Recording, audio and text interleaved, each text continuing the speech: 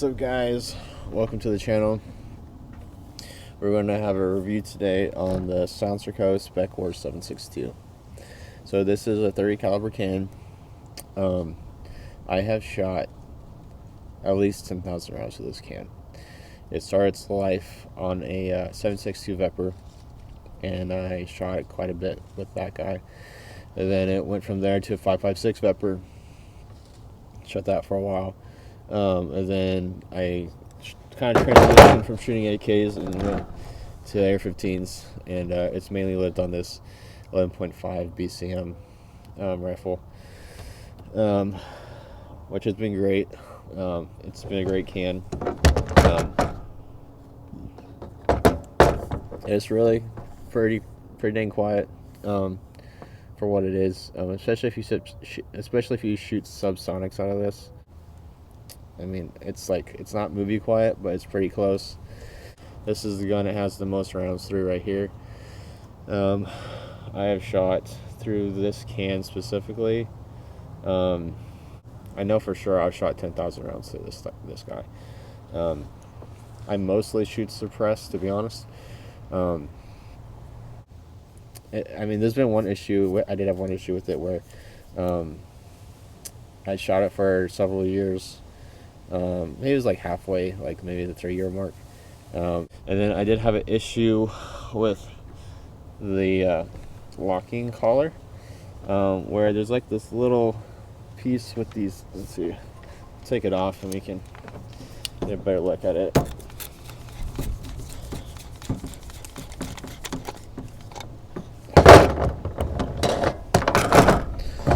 It has these little ears, like locking ear teeth stuff, and it's basically like, see if we can get that in focus. There we go. Oh, it was there. Alright, so those little two like metal tab ear things, I forget what it's called, but it basically like was stretched out, and it wouldn't just wouldn't mount and clamp on correctly, and so the attachment was just not working right. And so I did have to send it into Silencerco. They fixed it for free. And when they did that, because originally this can was all one piece, basically, like this part right here. This part right here was solid, and it didn't have this end cap part. This is all new. But anyways, it came back, and they had, it used to be heavier too. They lightened it up, and I guess they upgraded it basically. I don't know exactly what they did. I didn't ask for it. They just did it and sent it back to me once they had fixed that. So they fixed that. They upgraded the can, and it's been great since. I haven't had any issues with this since. That was several years ago. It mounts perfectly fine now. But they're a good company. They'll take care of you if you do have any sort of issue with your can. I don't think there was a charge. I think they actually did it for free, if I remember right. It was also a lot heavier, and it's lighter than it was before. I was when I put on my gun and I went and presented the rifle, I was like, oh man, this is so much nicer. So yeah, they kind of upgraded it for me for free. I didn't ask for it, they just did it. So it's a pretty good company. They'll take care of you if you do have an issue. That was one issue I did have with the can, but I haven't really had any other issues when it comes to the can itself. So I haven't cleaned it at all. So I mean, it's just been good. It's been a good can. It's done its job. I mean, it's a pretty simple thing. It's a tube with baffles in it. It works well. So I would recommend Silencerco as a company.